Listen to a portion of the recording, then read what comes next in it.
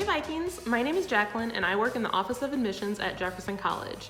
We've recently had a lot of questions about how to make a payment online. So to make a payment online, you'll want to log into your MyJeffco account and then click on the Student tab. From there, you'll click on Make Payment and you'll be directed to our third-party company, Nelnet Enterprise. If you don't have an account with Nelnet, or if you haven't done this before, you'll need to set up an account by creating a 4-digit PIN number. From there, you'll choose Make a Payment, and then you'll just follow the prompts that are given to you. There are two different options for making a payment online. The first is to use a checking or a savings account, and there's no fee associated with this option. You can also use a credit or a debit card, but there is a 2.75% convenience fee if you choose to use this option. Once you've made your payment, you'll want to print a receipt to keep for your records. And as always, if you have any questions or you run into any trouble, you can reach out to our cashier's office at cashier@jeffco.edu.